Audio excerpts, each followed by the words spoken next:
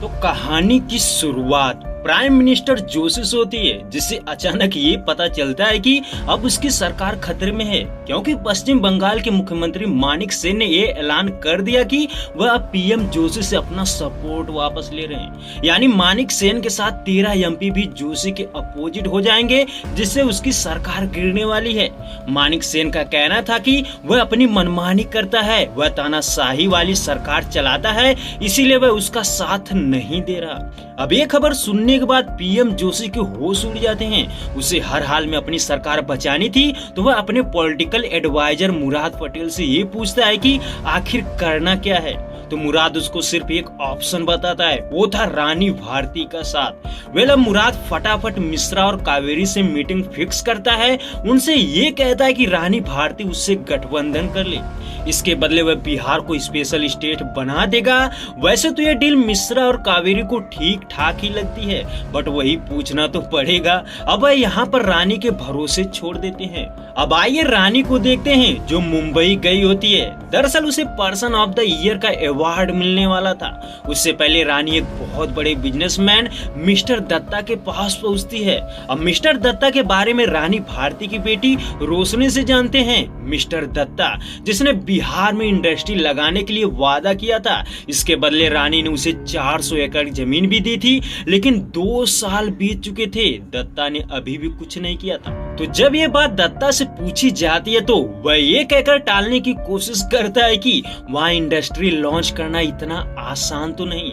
अब रानी यहाँ पर उसके प्रोजेक्ट को ही रिजेक्ट कर देती है, जिससे दत्ता की हवा टाइट हो जाती है। उसके बाद अब Rani Bharati person of the year award के शो में जाती है, वहाँ उसे सम्मानित भी किया जाता है, और यहीं पर ये पता चलता है कि उसने महिलाओं के लिए खोइचा बैंक लॉन्च किया था, जिससे गरीब महिलाओं को बहुत फायदा हो रहा था। तभी उससे ये भी पूछा जाता है कि क्या वह पीएम जोशी के साथ गठबंधन करेगी।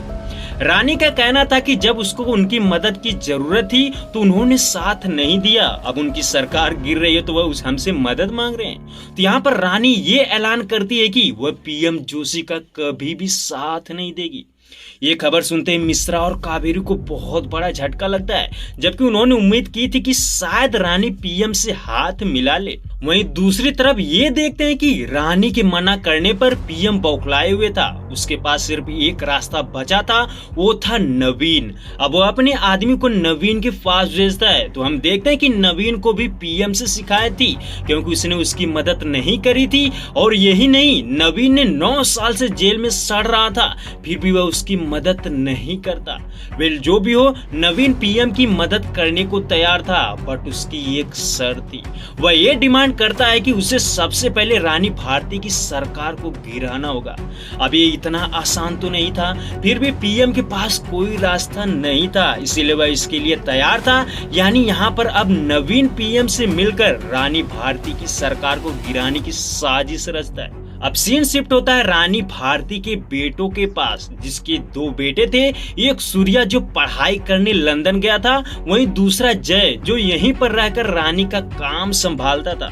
अब जय थोड़ा रंगबाज टाइप का आदमी था, उसके मन में जो भी आता था वह बिना सोचे समझे करता था। तो इसीलिए एक दिन मिश्रा उसके पास आता है। उसकी शिकायत थी कि उसने एक सड़क का टेंडर बिना किसी के परमिशन के ही दूसरे को दे दी थी, जिससे मिश्रा नाराज था। वहीं जय का कहना था कि उसने जो किया ठीक किया, वह अपनी माँ से बात कर लेगा। जिसके बाद हम कावेरी को देखते हैं, जो रानी से ये कहती है कि उसने पीएम से हाथ ना मिलाकर गलती कर दी, उसे अपने पार्टी के लोगों से पूछ तो लेना चाहिए। अब रानी एक बहुत बड़ी वजह बताती है कि जोशी ठीक नहीं है, वह जिससे भी हाथ मिलाया उससे खा गया। यानी वह सिर्फ अपने फायदे के लिए इस्तेमाल करता है। तभी वहाँ जय भी आ जाता है। वह भी अपनी माँ से सहमत था कि उसकी माँ जो फैसला लेती है वह ठीक होता है। वहीं दूसरी तरफ देखते हैं कि रानी को जो फंसाने की तैयारी की जा रही थी ना, दरअसल वह माहेश्वरी कमीशन की फाइल निकालते हैं, जो गवर्नर गोवर्धन दास के हत्याकांड से जुड़ी थी। होम मिनिस्टर सोमशेखर मीडिया के सामने ये बताता है कि गोवर्धन दास और दुलारी के हत्याकांड में रानी भारती का हाथ था, और उसके साथ 23 महिलाएं भी थी। तो जब ये बात रानी को पता चलती है तो उसके होश उड़ चुके थे। उसके साथ अब बुरा होने वाला था। उसके बाद गौरी पांडे जेल से चोरी से भागकर जय से मिलने आता है। वह उसे सारी सच्चाई बताता है, यानी वह यहाँ पर ये बताता है कि नवीन कुमार और पीएम जोशी मिल चुके हैं और माहेश्वरी वाली फाइल नवीन के कहने पर ही खोली गई है। तो यहाँ पर गौरी जय का खबरी बन चुका था। तो जय ये सारी बातें अपनी माँ को बता देता है, जिससे रानी फैसला लेती है कि वह पीएम जोशी से मिलने जाएगी। अब रानी भारती पीएम जोशी से मिलने जाती है। वह उससे ये कहती है कि उसके पीछे ना पड़े। उसने उसके दुश्मन से हाथ मिलाकर गलती कर दी, वह कुछ नहीं कर पाएगा। यानी यहाँ पर रानी उसे धमकाते हुए कहती है कि वह अपने दुश्मनों को कभी भी नहीं छोड़ती। तभी जोशी इसका मजाक उड़ाता है, जिससे ये समझ आता है कि वह नहीं मानने वाला। ये चीज रानी को बहुत बुरा लगती है। वह यहीं पर रोशनी से ये कहती है कि उसे अब पीएम बनना है, यानी वह पीएम बनकर जोशी का घमंड तोड़ना चाहती थी। उसके बाद वह बिहार आते ही अपने पार्टी के कार्यकर्ताओं के साथ एक मीटिंग फिक्स करती है। उस मीटिंग के दौरान रानी भारती पीएम जोशी की बुराई कर और ये कहती है कि उसे समझ आ चुका है, यानी जिस तरह घर को ठीक करने के लिए गांव का ठीक होना जरूरी होता है, जिस तरह गांव को ठीक होने के लिए राज का ठीक होना जरूरी होता है, वहीं उसी तरह राज को ठीक करना है तो देश को ठीक होना जरूरी हो। अब रानी के कहने का सीधा सीधा मतलब था कि वह पीएम की कुर्सी पर बैठना चाहती थी। ये मीटिंग यहीं पर खत्म नहीं होती। रानी यहाँ पर सबको चौंका कर रख देती है। वह उसी वक्त ये ऐलान करती है कि वह मुख्यमंत्री पद से इस्तीफा दे रही है। ये सुनकर सभी चौंक जाते हैं, क्योंकि मानने को तैयार ही नहीं थे। उनका कहना था कि वह अपना इस्तीफा वापस ले, बट रानी फैसला बना चुकी थी। फिर क्या, नए सीएम का चुनाव हर हाल में होना था। तो इसके लिए सभी एमएलए को एक साथ बुलाया जाता है। वहीं दूसरी तरफ ये देख पाते हैं कि जय के पास उसका दोस्त ऋषि अग्रवाल आता है। वह बहुत खुश था। तभी वह बातों ही बातों में उससे सीएम बनने को बोलता है। ये सुनते ही जय भड़क जाता है। उसका कहना था कि उसकी माँ कभी नहीं मानेगी। जब तक उसकी माँ जिंदा है तब तक वह सीएम बनने के बारे में सोच भी नहीं सकता। अब उसका दोस्त उसे घुमा फिराकर बहुत चढ़ाता है। उसका कहना था कि उसकी माँ तो पीएम बनने की फिराक में है, तो बिहार का सीएम कौन बनेगा। वेल यहीं पर जय फैसला लेता है कि अब वो सीएम बनेगा। इसके लिए वह सभी विधायकों पर दबाव डालता है कि उसके पक्ष में सभी वोट करें। अब वो दिन आ चुका था जब सभी को अपना नया सीएम चुनना था। तो यहाँ पर उनसे ये पूछा जाता है कि वह रानी भारती के बाद किसको सीएम की कुर्सी पर बैठाना चाहते हैं। हम देखते हैं कि सभी विधायक जय का ही नाम ले रहे थे। ये देखकर मिश्रा शौक था कि आखिर ये सब जय को क्यों वोट दे रहे हैं। तभी डॉक्टर उसे ये बताता है कि जय ने ऋषि अग्रवाल के साथ मिलकर सभी विधायकों पर दबाव डालवाया है। वह सबसे जबरदस्ती करा रहा है। अब मिश्रा बहुत गुस्सा था। तभी डॉक्टर मिश्रा से ये कहता है कि नया सीएम वही बन जाए, क्योंकि उसके जैसा विश्वासी पार्टी में कोई नहीं है। हालांकि मिश्रा ये नहीं मान रहा था, बट बहुत फोर्स करने के बाद वह तैयार होता है। वहीं दूसरी तरफ तमिलनाडु का मुख्यमंत्री सुंदर राजा ने पीएम के एनवायरमेंट क्लियरेंस के लिए भी मना कर दिया। इस चीज से जोशी बहुत परेशान था, क्योंकि सभी बारी बारी से उसका साथ छोड़ रहे थे। अब बारी थी मिश्रा की, यानी मिश्रा रानी भारती के पास आता है और जय ने जो सीएम बनने के लिए कारनामे किए थे ना, सारी सच्चाई बताता है। ये सुनकर रानी को झटका लगता है। वह रोशनी से ये भी कहती है कि उसे मिश्रा पर भी डाउट है, कहीं वह भी कुर्सी की लालच में तो नहीं आ गए। अब रोशनी का कहना था कि नहीं, मिश्रा ऐसा नहीं कर सकते। तभी रानी उससे ये कहती कि अगर तुम्हें जय और मिश्रा में से किसी एक को चुनना हो तो वह किसको चुनेगी। यानी रानी भारती की इस्तीफा देने की वजह से पार्टी के विधायक दो गुटों में बट गए थे। एक तरफ ओल्ड विधायक, वहीं दूसरी तरफ युवा विधायक। उसके बाद हम देखते हैं कि पीएम जोशी तमिलनाडु के सीएम सुंदर राजा से मिलने जाता है। वह उसके घर खाना खाता है और उससे ये पूछता है कि आखिर वह रानी भारती से मिलने पटना क्यों जा रहा है। दरअसल रानी भारती ने कई स्टेट के सीएम से मिलने के लिए अपनी मीटिंग फिक्स की थी। तो यहाँ पर जोशी अपनी नाराजगी व्यक्त करता है और उसे ये बताता है कि जिस रानी भारती से वह हाथ मिला रहा है ना, उसे आज सीबीआई अरेस्ट करने वाली है। वहीं दूसरी तरफ ये देख पाते हैं कि सच में सीबीआई रानी को गिरफ्तार करने उसके घर आ चुकी थी, बट पार्टी के लोग सीबीआई को अंदर जाने नहीं देते। अब सीबीआई वालों का कहना था कि उन्हें सरकार की तरफ से ऑर्डर आया है, अगर वह उन्हें जाने नहीं देंगे तो वह बल का प्रयोग करेंगे।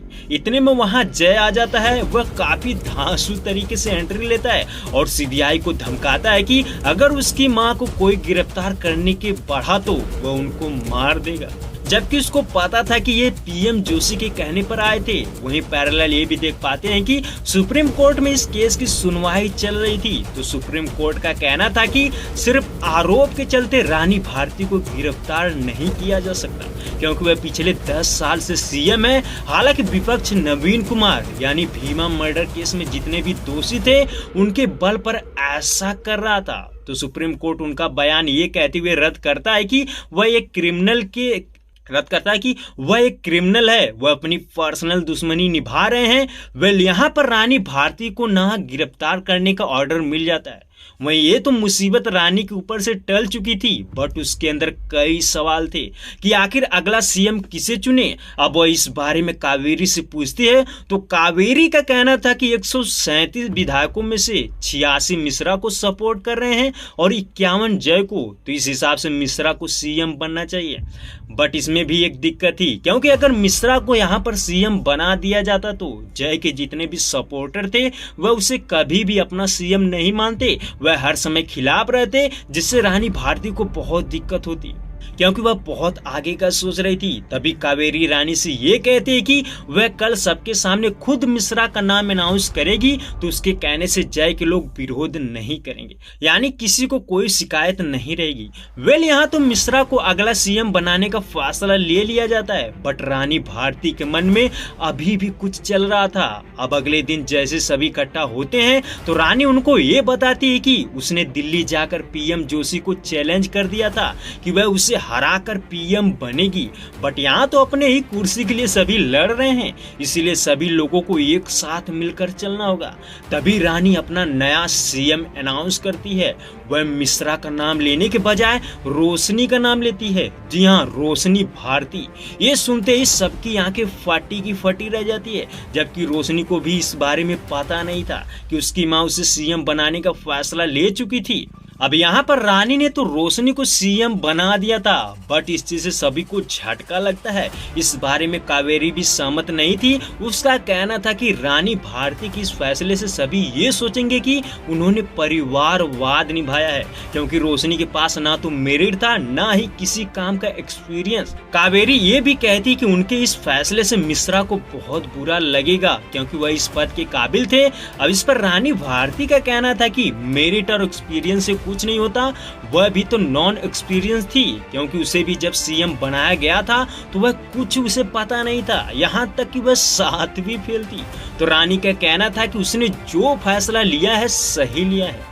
ये देख लेना, रोशनी भारती अगली रानी भारती बनेगी। यहाँ तो रानी ने अपना फैसला सुना दिया था, बट रोशनी इस चीज से बहुत नर्वस थी, क्योंकि उसको मन ही मन में पीड़ा हो रही थी कि उसने मिश्रा और अपने भाई का हक छीना था। इसीलिए जब अगली सुबह वह शपथ समारोह में जा रही थी तो सबसे पहले वह जय से मिलने जाती है, जो कमरे में बंद किए हुए था। रोशनी उसे बुला रही थी, बट वह बाहर नहीं आ रहा था। रोशनी यहाँ पर जिद करती है कि अगर वह उसके साथ नहीं गया तो वह शपथ नहीं लेगी।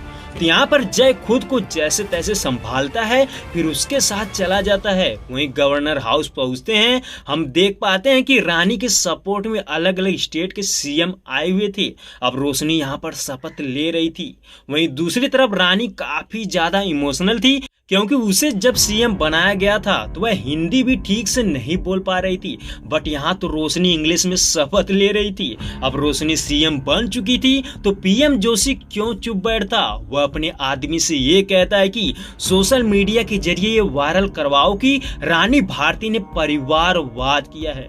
जिस तरह उसे सीएम बनाया गया था उसी तरह उसने अपनी बेटी को भी चुना। वेल, रोशनी के सीएम बनते ही उसकी खूब निंदा की जाती है। सभी ट्रोल कर रहे थे, जो चीज रोशनी को बहुत बुरा लग रही थी।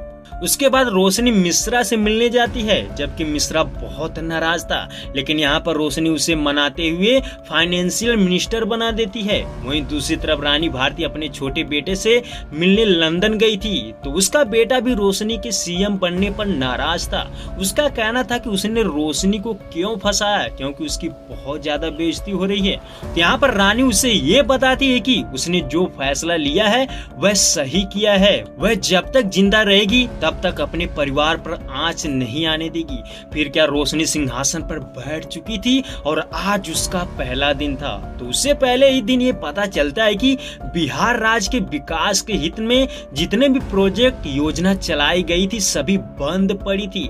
इसकी मेन वजह थी केंद्र सरकार, यानी केंद्र सरकार बिहार राज्य के विकास में आने वाले सभी फंड्स को रोक रखा था। अब रोशनी ये जानकर हैरान थी कि केंद्र हमारे साथ ऐसा कैसे कर सकता है। तो यहाँ पर मिश्रा उसे ये बताता है कि इन सब के पीछे पीएम जोशी का हाथ है। दरअसल वह रानी भारती से पर्सनल दुश्मनी निभा रहा है। वह चाहता है कि बिहार में कोई काम ना हो सके, क्योंकि लोकसभा चुनाव आने वाला है। अब रोशनी को बहुत दुख होता है, क्योंकि वह केंद्र सरकार के फंड्स के बिना कुछ भी नहीं कर पा सकती। वहीं दूसरी तरफ ये देखते हैं कि पीएम जोशी बिहार आ चुका था। उसका मेन मकसद था कि बिहार की जनता को भड़काना, यानी रानी भारती के खिलाफ करना। उसके लिए वह एक सभा बुलाता है और जब ये बात रोशनी को पता चलती है तो वह उससे बात करने के लिए कुछ समय मांगती है, बट पीएम जोशी उसे ये कहकर मना करता है कि उसके पास टाइम नहीं है, क्योंकि वह किसी से संधि नहीं हमला करने आया है। तो वह वैसा ही करता है। हम देखते हैं कि अपनी स्पीच में वह बिहार के बारे में बोलता है कि बिहार अभी भी कितना पिछड़ा हुआ है और इसका सारा इल्जाम रानी भारती पर लगाता है। यही नहीं, वह माहेश्वरी कमीशन के बारे में बात करते हुए रानी की खूब निंदा करता है। जो भी हो, उसके बाद वो दिन आ गया था, यानी आज रोशनी का सदन में जाने का पहला दिन था। वह बहुत नर्वस थी। अपनी माँ से इस बारे में पूछती है तो उसकी माँ उसे साहस देती है कि जाओ बता दो दुनिया को कि वह किसकी बेटी है। अब रोशनी अधिवेशन पहुंचती है तो हम देखते हैं कि वह बहुत नर्वस थी, बट जब राज्यपाल वहां आते हैं तो वह अपनी स्पीच देखते हैं, यानी जिसे रोशनी ने लिखा था। दरअसल उसमें पीएम जोशी के गलत कारनामे की बारे में भी लिखा था, जिसे जानते हुए राज्यपाल ये स्पीच पढ़ने से मना कर देता है और वहां से चला जाता है। ये देखकर अधिवेशन में बैठे सभी हैरान थे। वहीं रोशनी रो रही थी, तभी वह अपनी बात रखती है। वह अधिवेशन में ये बताती है कि किस तरह पीएम जोशी अपनी पर्सनल दुश्मनी के चलते बिहार के हित में आने वाले फंड्स को रोक रखा है। और यही नहीं, वह जब बिहार आए तो उन्होंने एक सभा बुलाकर उसमें भर भर कर रानी की बुराई की, क्योंकि उनको पता है कि अगर पीएम का कोई उम्मीदवार है तो वह रानी भारती है, इसीलिए वह उनकी बुराई करते फिर रहे हैं। रोशनी भारती का ये भी कहना था कि वह बिहार तो आए, बट बिहार के विकास के लिए एक शब्द भी नहीं बोला। यहाँ पर रोशनी काफी धांसू तरीके से पीएम की वाट लगाती और उन्हें धमकाते हुए ये कहती है कि बिहार की सीएम अब रोशनी है, इसीलिए उसकी माँ से बात करने से पहले उससे बात करे। अब ये सुनकर सभी दंग रह जाते हैं कि ये इतना कुछ कैसे बोल सकती है। वही रानी भी रोशनी की बातें सुनकर बहुत खुश होती है। कुछ दिन बाद ये देख पाते हैं कि गौरी को रानी ने बेल दिला दी थी, यानी इसकी भनक किसी को भी नहीं थी। दरअसल उसे होम मिनिस्टर के पीछे लगा दिया था ताकि वह जो भी कुछ करे उसकी खबर उसको मिल जाए। तो यहाँ पर होम मिनिस्टर सोमशेखर कश्मीर आया था, वो भी किसी नवाज नाम के शख्स से मिलने। अब वह क्यों आया था, क्या करने वाला था, इसका तो पता नहीं चलता, बट ये देख पाते हैं कि उसको कोई पीछा कर रहा था, वो था गौरी। तो गौरी उसको फॉलो कर रहा था, तभी सोमशेखर के आदमी उसे पकड़ लेते हैं। सोमशेखर उससे ये पूछता है कि आखिर उसे रानी ने छुड़ाया क्यों। गौरी का कहना था कि उसने उसकी जासूसी करने को बोला था, बट वह रानी के लिए काम नहीं करेगा। यानी यहाँ पर गौरी तुरंत पलटी मारकर सोमशेखर की तरफ हो जाता है। उसके बाद पीएम जोशी एक साजिश रचता है। दरअसल वह मुराद पटेल के जरिए कावेरी को एक ऑफर देता है कि वह देश की प्रतिनिधि बनकर यूएन जाए, बात सिर्फ कावेरी को यूएन भेजने की नहीं थी, बल्कि उसे जोशी अपने साथ मिला लिया था। और इसी बात की भनक जब जय को लगती है तो वह अपनी माँ के पास आता है और उन्हें सारी सच्चाई बताता है।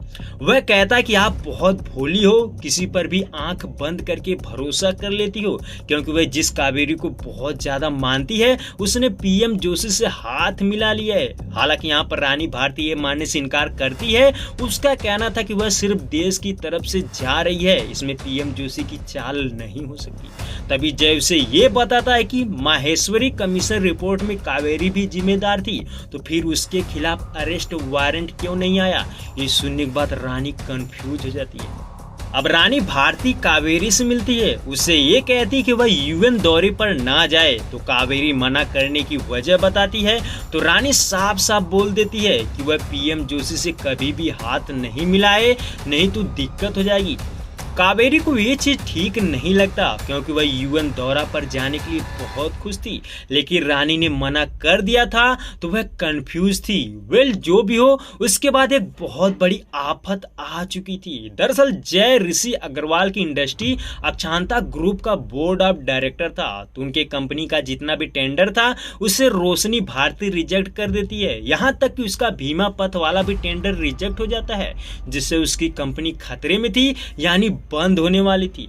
ये जानते ही जय बहुत गुस्से में था। वह गुस्से से सीएम ऑफिस आता है और रोशनी को भला बुरा बोलने लगता है। उससे ये कहता है कि उसकी मां ने कभी भी उसके काम को नहीं रोका, बट वह उसके सारे टेंडर कैंसिल कर दी। अब रोशनी ये कहती है कि अक्षांता ग्रुप के अकाउंट में गड़बड़ी है, जिससे जोशी कभी भी हमला कर सकता है। इसीलिए वह जय को बोलती है कि वह अक्षांता कंपनी से रिजाइन कर दे, बट जय मानने को तैयार नहीं था, क्योंकि ऋषि अग्रवाल उसका दोस्त ही नहीं बल्कि उसकी हर बार मदद करता है।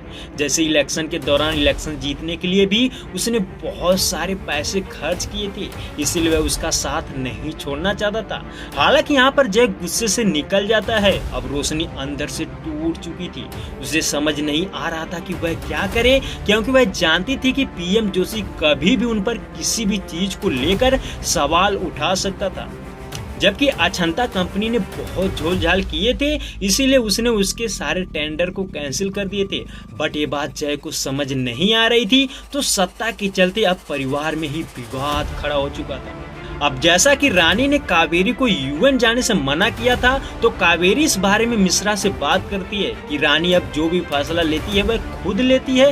वह कहती कि वह हर चीज के बारे में पूछ नहीं सकती। तभी मिश्रा भी उसके खिलाफ नाराजगी जाहिर करता है, यानी उनको समझ आ रहा था कि रानी अब पार्टी से ज्यादा अपने परिवार को देख रही है, इसीलिए ये भी अपना डिसीजन खुद लेंगे। यानी कावेरी यूएन जाने को तैयार थी, लेकिन रानी की तरफ कुछ और ही चल रहा था। दरअसल उसके पास गौरी आता है, जिसे खुफिया बनकर भेजा था। तो वह रानी को ये बताता है कि उन्होंने तुम्हारे ही पार्टी में एक विभीषण को चुन लिया है, उन्हें उसकी जरूरत नहीं है। यानी गौरी कावेरी का नाम लेता है। गौरी के कहने का मतलब ये था कि कावेरी पीएम जोशी से मिल चुकी थी। अब इस बात में कितनी सच्चाई थी ये तो पता नहीं, बट रानी के अंदर कावेरी के खिलाफ डाउट आ जाता है। वहीं दूसरी तरफ तमिलनाडु का मुख्यमंत्री सुंदर राजा अपने पार्टी के लोगों के साथ डिस्कस कर रहा था। दरअसल कुछ दिन पहले रानी ने उसे ऑफर दिया था कि अगर वह आने वाले लोकसभा चुनाव में उसका साथ देगा तो उसे पीएम बना देगी। अब इसी चीज से वह कंफ्यूज था। वह उनसे कहता है कि उसे क्या करना चाहिए, यानी पीएम जोशी का साथ देना चाहिए या रानी का। तो यहाँ पर फैसला ये लिया जाता है कि वह उसे पीएम बनना देखना चाहते हैं, इसीलिए वह रानी का साथ दे। जैसा कि हमने देखा था कि रोशनी के फैसले की वजह से जय बहुत नाराज था, तो उसी सिलसिले में बात करने अपनी माँ के पास आती है। वह उन्हें बताती है कि उसने उनसे बिना पूछे ही अक्षांता कंपनी के सारे टेंडर रिजेक्ट कर दिया, क्योंकि उस कंपनी ने बहुत करप्शन किया है। अगर उसके बारे में जोशी को पता चलता तो बहुत दिक्कत हो जाती। अब ये सुनने के बाद रानी का कहना था कि उसने जो किया ठीक किया, वह चिंता ना करे, वह खुद जय से बात करेगी। अब रानी जय को समझाना चाहती थी, बट उसे पता चलता है कि जय यूपी गया हुआ है। तो हम जय को देखते हैं जो गोवर्धन मंदिर की परिक्रमा करने गया था, तो उसे पुलिस अंदर जाने से मना करती है क्योंकि कोई भी पर्सनल गाड़ी से नहीं जा सकता था। लेकिन जय का मूड ठीक नहीं था, वह अंदर जाने के लिए उनसे झगड़ा कर लेता है जिससे पुलिस उसे पकड़ लेती है। लेकिन ऐन मौके पर सीएम की बेटी उसे छुड़ाकर अपने साथ बिहार लेके आती है। उसका कहना था कि उसकी माँ उससे बात करना चाहती है।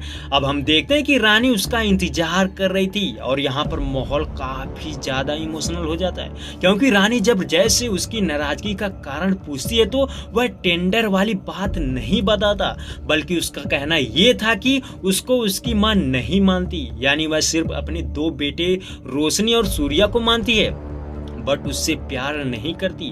वह जो भी काम करता है उसमें कुछ न कुछ गलतियां निकल जाती है, इसीलिए वह अकेला हो चुका है। इस पर रानी भी काफी ज्यादा इमोशनल तरीके से ये कहती कि वह सारी जिंदगी जेल और अपने पति के हत्यारे में ही काट दी। उसे कभी भी अपने बच्चों के साथ रहने का टाइम नहीं मिला, इसीलिए वह उसका ख्याल नहीं रख पाई। यही पर रानी उसे माफी मांगती है और उसे ये कहती कि वह अपनी काबिलियत को सबको दिखाए। तभी जय कहता है कि वह कैसे अपनी काबिलियत दिखाए क्योंकि उसके काम के आड़े में रोशनी आ रही है। वेल यहाँ पर रानी उसे ये बताती है कि अब वह दिल्ली के लिए काम करेगा, यानी दिल्ली को जीतने में उसकी माँ की मदद करेगा। अब जय अपनी माँ से खुश था, वह उसकी मदद के लिए तैयार हो चुका था। उसके बाद हम देखते हैं कि पहली बार रानी जय को अपने साथ ले जाती है। जय भी फिट फाट था। दरअसल रानी से बात करने के लिए सुंदर राजा और मानिक सेन आए थे क्योंकि उन्होंने उनसे हाथ मिला लिया था। तो जब रानी ऑफिस पहुंचती है ना, तो वहां सबसे पहले कावेरी मौजूद थी, यानी वह यूएन से वापस आ चुकी थी। रानी उसकी खूब तारीफ करती है और उसे ये बताती है कि आज से कुछ भी काम हो, कुछ भी जानकारी हो, वह जय को बताएगी। ये सुनते ही कावेरी को बहुत बुरा फील होता है क्योंकि जय उम्र में छोटा था और वह उसे पसंद भी नहीं करती थी, इसीलिए उसके साथ रहना उसे ठीक नहीं लगता। तभी हम जय को देखते हैं जो तमिलनाडु और पश्चिम बंगाल के मुख्यमंत्री से मीटिंग कर रहा था। सुंदर राजा और मानिक सेन का पूछना था कि चुनाव जीतने के बाद रानी किसको पीएम बनाएंगी। अब इस पर जय बहुत ही चालाकी से जवाब देता है। वह दोनों से एक ही बात करता है कि रानी आप ही को पीएम बनाने के बारे में कह रही थी और उन्हें ये बताता है कि इस रेस में जो आगे रहता है वह पीएम कभी भी नहीं बनता, चाहे तो हिस्ट्री उठाकर देख लो, बल्कि वह पीएम बनता है जिसकी कोई उम्मीद ही नहीं होती। वेल यहाँ पर जय बड़ी ही चतुराई से उनको कन्विंस करता है जिससे वह खुश हो जाते हैं। अब रानी अपने गठबंधन को सबके सामने अनाउंस करने वाली थी। वह सबसे पहले अपनी पार्टी का नाम रखती है राष्ट्रीय जन सम्मान मोर्चा। वह अपने दो गठबंधन कर्ता का नाम अनाउंस करने वाली थी कि इतने में बहुत बड़ा कांड हो जाता है। दरअसल सीएम सुंदर राजा की एक कंपनी थी जिस पर आरोप लगाया जा रहा था कि उसने यूएस कंपनी स्काईरॉन से 200 करोड़ की रिश्वत ली थी। अब इस चीज से सुंदर राजा फंस चुका था। वह तुरंत प्रेस मीटिंग छोड़कर बाहर आता है। तभी उसे पीएम जोशी कॉल करके ये बताता है कि वह बुरी तरह फंस चुका है। अगर उसे अपनी कंपनी और फैमिली को बचाना है तो उसे उसका साथ देना होगा। तो यहाँ पर सुंदर राजा उसे डर जाता है और फिर मीडिया के सामने ये कहता है कि वह पीएम जोशी को सपोर्ट करेगा, यानी यहाँ पर रानी का सारा प्लान चौपट हो चुका था। उसको इस चीज से बहुत बड़ा धक्का लगता है। उसके बाद हम ये देखते हैं कि जयप्रकाश अपनी दोस्त के साथ घूमने आया था। यहीं पर बातों ही बातों में ये पता चलता है कि दोनों एक दूसरे से प्यार करने लगे थे। अब सीन शिफ्ट होता है कावेरी की तरफ, जिसको मुराद पटेल ने बुलाया था। दरअसल वह यहाँ पर कावेरी को रोशनी के खिलाफ भड़काते हुए एक चीज ऑफर करता है, वो था कोयम्बटूर से एमपी की पद के लिए चुनाव लड़ना। जी हाँ, मुराद उसे ऑफर करता है कि वह कोयम्बटूर से चुनाव लड़े, बट कावेरी यहीं पर उसे मना कर देती है। उसका कहना था कि चाहे कुछ भी हो जाए वह रानी का साथ नहीं छोड़ेगी। बट उसके अंदर रानी के बदलते बिहेवियर के चलते कुछ तो था ही, बट फिर भी वह खुद को संभाल रही थी। बट इस आग में घी डालने का काम कर रहा था गौरी।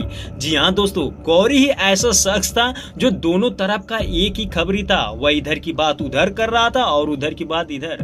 तो वह रानी से कावेरी के बारे में बताता है कि हो सकता है कि वह कोयम्बटूर से चुनाव लड़े, उसने उससे बोला था कि वह रानी के परछाई से बाहर निकलना चाहती है और अब खुद की एक प्रोफाइल बनाना चाहती है। अब रानी ये सुनकर परेशान थी। वहीं दूसरी तरफ जय अदिति से शादी के रिश्ते के लिए बात करने उसके बाप से मिलने जाता है। तो यहाँ पर उसका बाप उसे बहुत भला बुरा बोलता है कि वह रानी के अलावा कुछ नहीं है, उसकी कोई पर्सनल पहचान नहीं है, इसीलिए वह शादी के लिए एक शर्त रखता है। अब कैसी शर्त ये यहाँ तो पता नहीं चलती।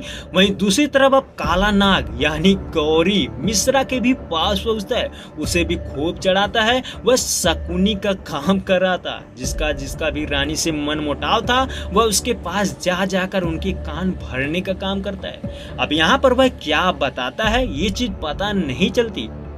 जो भी हो, अब जय प्रकाश और अदिति की एंगेजमेंट का दिन आ जाता है। उनकी शादी से सब खुश थे, रोशनी भी खुश थी, बट वह एंगेजमेंट वाले दिन ये देख पाते हैं कि अदिति के जो पापा थे यानी सीएम बाल मुकुंद, उसने रानी के विपक्षी वालों को भी इनवाइट किया था। ये चीज रानी को भी बुरा लगती है और रोशनी को भी। बट बात यही नहीं थी, इस शादी के पीछे एक और बड़ा राज छुपा था। इस शादी के पीछे रानी ने एक बहुत बड़ी कुर्बानी दी थी। दरअसल इस बारे में मिश्रा रोशनी को बताता है। उसका कहना था कि बाल मुकुंद ने इस शादी के लिए एक शर्त रखी थी। दरअसल वह रानी से डिमांड करता है कि शादी उसी शर्त पर होगी जब वह रोशनी की जगह जय को सीएम बनाएगी। यानी यहाँ पर रानी गठबंधन को बचाने के लिए जयप्रकाश को सीएम बनाने का फैसला मंजूर कर लेती। इसका मतलब रोशनी की कुर्बानी। जबकि मिश्रा भी नहीं चाहता था कि जयप्रकाश सीएम बने, लेकिन कहानी में एक और ट्विस्ट आता है। दरअसल जयप्रकाश को उसी वक्त कोल्स माइनिंग वाले कॉन्ट्रैक्ट के तहत गिरफ्तार कर लिया जाता है, जिससे हड़कंप मच जाती है। और उसी वक्त पीएम जोशी मीडिया के सामने ये घोषणा करता है कि उसके कार्यकाल में भी अभी 8 महीने बचे हैं, बट कैबिनेट ने राष्ट्रपति से लोकसभा भंग करके तुरंत चुनाव करने की घोषणा कर दी। अब जैसे सीबीआई वाले पूछताछ कर रहे थे कि उसके ऊपर 35 करोड़ का फ्रॉड का केस लगाया। उसने ये पैसे खोइंचा बैंक से लिए थे जो कि महिलाओं का पैसा था। इस पर जय का कहना था कि अगर अछंता कंपनी ने ये लोन लिया था तो उससे क्या मतलब, उसने तो अछंता कंपनी से रिजाइन दे दिया था। कुल मिला जुलाकर इस केस ने जय को जबरदस्ती फंसाया जा रहा था। हालांकि अगर ये पैसा खोइंचा बैंक से लिया गया था तो उसका जिम्मेदार या तो रोशनी होती या तो रानी, बट उन्होंने सबसे पहले जय को फंसाया। तो कोर्ट की तरफ से ये फैसला सुनाया जाता है कि जय को 14 दिन की कस्टडी में रखा जाए। उधर रोशनी और रानी परेशान थे, वह जय को इस दलदल से कैसे बाहर निकालें। तभी उनके पास सुंदर राजा की पत्नी और बेटी आती हैं। वह ये बताती हैं कि जिस तरह जोशी ने सुंदर राजा को फंसाया था उसी तरह उसे भी फंसाया जा रहा है। तो जैसा कि पीएम जोशी ने भी अमेरिकन कंपनी स्काईरॉन से कुछ कमीशन खाए थे, तो यहाँ पर रानी ये सोचती है कि अगर हम उस अकाउंट के बारे में पता कर ले जिस अकाउंट से पैसे ट्रांसफर हुए थे, तो ये भी पता चल जाएगा कि स्काईरॉन कंपनी से जोशी ने कितना पैसा खाया था। यानी यहाँ पर वह पीएम जोशी को भी फंसाने का एक प्लान बनाती है। उसके लिए वह उस अकाउंट के बारे में पता करना चाहते थे। अब उसके लिए वह अपने बेटे सूर्या को चुनते हैं जो इन सब कामों में माहिर था। यहाँ पर सूर्या बड़ी ही मेहनत से उस अकाउंट के बारे में पता लगा लेता है जिसमें पीएम जोशी के पैसे ट्रांसफर किए गए थे। वहीं दूसरी तरफ जयप्रकाश को जेल में बहुत ज्यादा टॉर्चर किया जा रहा था। उससे ये कहलवाने के लिए कोशिश की जा रही थी कि वह अपनी माँ या बहन का नाम ले ले, बट वह जिद्दी था, नहीं मान रहा था। इसलिए उसे ना तो नहाने दिया जा रहा था और ना ही खाने दिया जा रहा था। मुराद पटेल सीबीआई से कहता है कि वह कुछ दिन तक उसका खाना पानी भी बंद कर दे। उसके बाद हम देखते हैं कि रानी को सबूत मिल चुका था। उसे पता चलता है कि नचिकेत उपाध्याय के अकाउंट में 100 करोड़ ट्रांसफर किए गए थे, वो भी स्काईरॉन कंपनी की तरफ से। अब नचिकेत पीएम जोशी का नाजायज बेटा था, जिसे जोशी ने अभी तक दुनिया के सामने बताया नहीं था कि वह उसका बेटा है। बट रानी सोशल मीडिया को सारी बातें बता देती है, जिससे पूरे देश में जोशी के खिलाफ आवाज उठने लगती है कि उसने स्काईरॉन कंपनी से 100 करोड़ लिए हैं। वह ना जाने कितने पैसे किन किन कंपनियों से लिया होगा। हालांकि रानी ये नहीं बताया था कि नचिकेता उसका बेटा है। उसके बाद रानी जोशी को कॉल करके ये कहती है कि उसने उसको हराने के लिए उसके बेटे का इस्तेमाल किया, बट वह ऐसा नहीं करेगी। तो रानी का कहना था कि वह उसके बेटे जय को जल्द से जल्द छुड़ाए, नहीं तो वह उसका सारा सच दुनिया के सामने बता देगी। यानी वह गायत्री और नचिकेत की असली सच्चाई बता देगी कि उसकी एक नाजायज पत्नी और बेटा है। फिर क्या, जोशी अगली सुबह जय को छुड़ा देता है। जय पर सारे लगे आरोप खारिज कर दिए जाते हैं। अब रानी अपने कार्यकर्ताओं के साथ मीटिंग करती है। उस मीटिंग में सबको ये बताती है कि इस बार लोकसभा चुनाव में वह पटना से जय को खड़ा करेगी। ये सुनकर सभी चौंक जाते हैं, क्योंकि पटना से कावेरी सांसद थी और वही इस बार भी लड़ने वाली थी। लेकिन रानी कावेरी से ये कहती कि अब वह बेगूसराय से लड़ेगी। तभी मिश्रा बोल पड़ता है, क्योंकि बेगूसराय की टफ सीट है, क्योंकि हर बार वहां से वह हारती आ रही है। लेकिन इसका क्या फायदा, रानी ने जो कह दिया सो कह दिया। अब कावेरी को हर हाल में ये फैसला मानना था। हालांकि वह इस फैसले से बहुत नाराज थी। उसके बाद हम देखते हैं कि जयप्रकाश अपनी बेइज्जती का बदला लेना चाहता था, इसीलिए वह गौरी पांडे को बुलाता है। उससे ये पूछता है कि नचिकेता उपाध्याय और गायत्री का पीएम जोशी से क्या संबंध है। तो यहाँ पर गौरी से बहुत मना करता है कि वह उसके फैमिली मैटर में ना घुसे, बट जय नहीं मानता। उसका कहना था कि पहले उसने गलती की, अब मैं उसको बताऊंगा। अब गौरी भी क्या करता, वह जय को पीएम की सारी सच्चाई बताता है और उसे प्रूफ भी देता है, जिससे जयप्रकाश हंगामा शुरू कर देता है। दरअसल वह मीडिया के सामने ये बताता है कि नचिकेता उपाध्याय पीएम का बेटा है और गायत्री देवी उसकी नाजायज पत्नी। यानी गायत्री एक प्रोफेसर के साथ शादीशुदा थी, फिर भी जोशी का उसके साथ संबंध था और नचिकेता उसका ही बेटा है। तो यहाँ पर जय पीएम की खूब बेइज्जती करता है और ये खबर सुनकर जोशी पागल हो चुका था। उसके लोग मीडिया और अखबार वालों को धमका रहे थे कि ये खबर कहीं भी नहीं चलनी चाहिए। तो यहाँ पर जयप्रकाश अलग ही हंगामा शुरू कर देता है। उसके बाद चुनाव की वोटिंग प्रक्रिया शुरू भी होती है और खत्म भी होती है। अब चुनाव के रिजल्ट में पीएम जोशी को 232 सीट मिलती है, तो वहीं रानी को 209। यानी ना तो पीएम पूर्ण बहुमत की तरफ था, ना ही रानी। अब उनको अगर अपनी सरकार बनानी है तो उनको बाकी के लोगों से गठबंधन करना पड़ेगा। इसीलिए रानी भारती एक मीटिंग करती है और सबकी राय लेती है। जैसा कि कावेरी और मिश्रा की राय थी कि वह अपनी सरकार ना बनाए, वह विपक्ष में ही रहे, वहीं जयप्रकाश और उसके ससुर की राय थी कि उन्हें अपनी सरकार बनानी चाहिए।